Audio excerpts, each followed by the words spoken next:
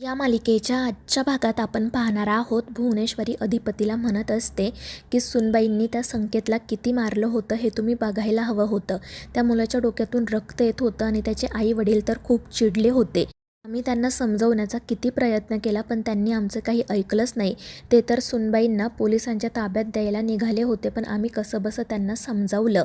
मात्र आता काही झालं ना तरी सुनबाईंना राजीनामा द्यावाच लागेल. पण त्यावेळी अधिपती म्हणतो की नाही आईसाहेब, आमच्या मास्तरीणबाईंवर पूर्ण विश्वास आहे. त्या कधीच असं वागू शकणार नाही. पण भुवनेश्वरी त्याचं काही ऐकूनच घेत नसते. ती तिचंच कसं बरोबर आहे हे अधिपतीला समजावून सांगण्याचा प्रयत्न करत असते. पण अधिपती देखील त्याचा मुद्दा काही सोडत नाही. तो म्हणत असतो की मास्तरीणबाईंसाठी त्यांची मुलं, त्यांची शाळा म्हणजे जीव की प्राण आहे. त्या कधीच मुलांसोबत असं वागणार नाही. मात्र भुवनेश्वरी म्हणत असते की अधिपती, कोण खरं बोलते आणि कोण खोटं बोलते मला माहिती नाही. कारण जेव्हा आम्ही मास्तरीणबाईंना आमच्यासोबत बोलण्यासाठी खोलीत बोलावलं तेव्हा त्यांचं एकच सुरू होतं की मी त्या मुलाला मारलं नाही. त्यामुळे आता आम्हाला खरंच प्रश्न पडला आहे की कोण खरं आणि कोण खोटं. आणि जर तो मुलगा खोटा असेल ना तर आम्ही त्याला शाळेतून काढून टाकतो. पण अधिपती म्हणत असतो की आईसाहेब, हे करायची काही गरज नाही आहे. राहू द्या त्या मुलाला शाळेत. पण एक गोष्ट नक्की की मास्तरीणबाईंनी त्याला मारलेलं नाही आहे. तर भुवनेश्वरी म्हणत असते की असं कसं? त्या दोघांपैकी एकाला तरी शिक्षा व्हायलाच हवी, नाहीतर आपल्या शाळेची बदनामी होईल. पण अधिपती म्हणत असतो की असं काही होणार नाही आहे. पण भुवनेश्वरी ऐकत नाही. ती अधिपतीला सगळं काही वाढवून चढवून सांगत असते. पण अधिपती म्हणतो की आईसाहेब, तुम्ही काळजी करू नका. आम्ही त्या मुलाच्या आईवडिलांना भेटून आलो आहोत आणि ते पोलिसांपर्यंत नाही जाणार. आणि ते ऐकून भुवनेश्वरीच्या चेहऱ्याचा रंग जोडतो. तर अधिपती तिला म्हणत असतो की आईसाहेब, आमची फक्त एकच इच्छा आहे की तुम्ही मास्तरीणबाईंना शाळेतून काढू नये. कारण त्या घरात येत नाही आहेत म्हणून आपण त्यांना शाळेत येण्याची सुद्धा बंदी घालावी, हे काही बरोबर नाही आहे. आणि अधिपतीचं असं बोलणं ऐकून मग भुवनेश्वरीचा नाईलाज होतो. दुसरीकडे अक्षराला मदनचं बोलणं आठवत असतं आणि ती तिच्या पोटावर हात ठेवून म्हणत असते की बाळा, आत्ता माझं तुझ्या बाबांसोबत बोलणं होत नाही आहे ना, म्हणून आमच्यातील गैरसमज वाढले आहेत. पण एकदा का बोलणं झालं की सगळं ठीक होईल. दुसरीकडे अधिपती भुवनेश्वरीला समजावत असतो की मास्तरीणबाईंना जेव्हा घरी यायचं आहे तेव्हा त्या घरी येतील. पण आमचा त्यांच्यावर पूर्ण विश्वास आहे. त्या कधीच चुकीचं वागणार नाही. पण तरीही भुवनेश्वरी म्हणत असते की तुमच्या मनातील मास्तरीणबाई आणि या जगातील मास्तरीणबाई वेगवेगळ्या आहेत. पण अधिपती त्याच्यावर विश्वास ठेवत नाही. तो फक्त एकच सांगतो की काही झालं तरी मास्तरीणबाईंना शाळेतून बाहेर काढायचं नाही. आणि त्याची ती मागणी भुवनेश्वरीला नाईलाजाने मान्य करावी लागते. त्यानंतर दुसऱ्या दिवशी सकाळी अक्षरा तिचा आणि अधिपतीचा फोटो बघत असते.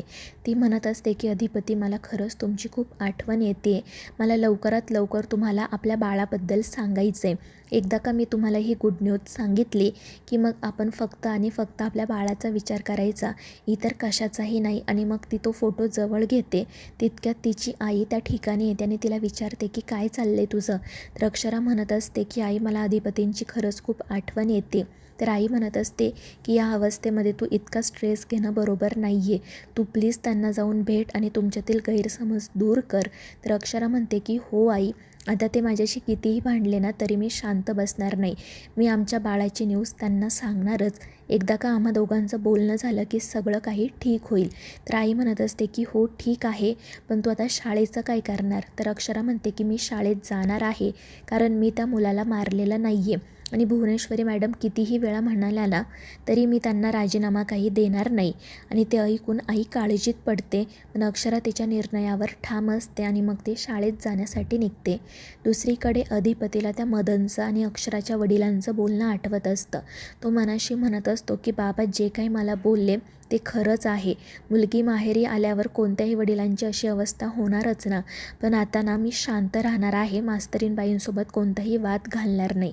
दुसरीकडे भुवनेश्वरी तिचं काम करत असतानाच दुर्गी त्या ठिकाणी येते. ती तिला विचारत असते की ताई, मी जे ऐकले ते खरं आहे का? तू त्या मास्तरनीला शाळेतून काढणार नाही का? तर भुवनेश्वरी म्हणत असते की नाही, सध्या तरी आम्ही असं काहीच करणार नाही. आणि ते ऐकून दुर्गी चिडून म्हणते, म्हणजे शेवटी अधिपती जिंकले ना. आपण त्या दोघांना एकमेकांपासून दूर ठेवलं आहे, पण तरीही ते मनाने एकत्रच आहेत. इतकं सगळं घडून सुद्धा अधिपती त्या मास्तरनीचीच बाजू घेत आहेत. आणि तिच्या बाजूने ते तुझ्याशी लढले आणि जिंकले सुद्धा. आता आपण काय करायचं? आता तर ती मास्तरनी आपल्या डोक्यावर मिऱ्या वाटेल. तर भुवनेश्वरी म्हणत असते की असं काही होणार नाही आहे. आम्ही जर आमच्या निर्णयावर ठाम राहिलो असतो ना तर अधिपतींनाच संशय आला असता. त्यामुळे आम्हाला नाईलाजाने त्यांना हो म्हणावं लागलं. पण आता तू त्या मुलाच्या आईवडिलांना जाऊन भेट आणि त्यांना हे पैसे दे आणि मी जे काम सांगते ते काम पूर्ण कर. आणि त्यावर दुर्गीसुद्धा हो म्हणते. आणि मग भुवनेश्वरी तिला एक काम सांगते. दुर्गी लगेच ते काम करण्यासाठी त्या मुलाच्या घरी जायला निघते. दुसरीकडे अक्षरा शाळेत आल्यावर त्या संकेतला जाऊन भेटते. तो मात्र तिच्यापासून पळून जाण्याचा प्रयत्न करत असतो. परंतु अक्षरा त्याला थांबवते आणि त्याच्याशी शांतपणे बोलण्याचा प्रयत्न करू लागते. पण तो मुलगा म्हणत असतो की मॅडम तुम्ही मला काही विचारू नका, प्लीज मला जाऊ द्या. पण अक्षरा ऐकत नाही. ती म्हणत असते की संकेत मला तुझ्याशी बोलायचं आहे, तू घाबरू नको. पण तो म्हणत असतो की नाही मॅडम, जर माझ्या आईवडिलांना कळलं ना तर ते खूप चिडतील. त्यांनी सांगितलं आहे की तुमच्याशी बोलायचं नाही, तुम्ही प्लीज मला काही विचारू नका. पण अक्षरा म्हणत असते की असं कसं? तू काल खोटं का बोलला ते मला कळायलाच हवं. खरं काय आहे तुलाही माहिती आहे, मग तू खोटं का बोलतोय? मात्र तो मुलगा तोंड उघडायला तयारच नसतो. अक्षरा त्याला खूप समजावते मात्र तरीही तो मुलगा तिचं ऐकत नाही. तो खूपच घाबरलेला असतो आणि तो अक्षराला काहीच सांगत नाही. दुसरीकडे अधिपती फॅक्टरीत जाण्यासाठी निघतो. जाण्याआधी तो भुवनेश्वरीचा आशीर्वाद घेतो. भुवनेश्वरी त्याला विचारत असते की तुम्ही आमच्यावर नाराज तर नाही ना, कारण आम्ही काल मास्तरीणबाईंना शाळेतून काढण्याचा निर्णय घेतला होता म्हणून. तर अधिपती म्हणतो की आईसाहेब असं काही नाही आणि आता सोडा तो विषय. पण तरीही भुवनेश्वरी काही ना काही बोलतच राहते. ती म्हणत असते की अजून किती दिवस तुम्ही मास्तरीणबाईंची वाट बघणार आहात? त्यांना घरी यायचं असतं तर त्या कधीच आल्या असत्या. मात्र अधिपती म्हणतो की जाऊ द्या आईसाहेब, त्यांची जेव्हा इच्छा असेल ना तेव्हा त्या नक्की येतील, आम्हाला घाई नाही आहे.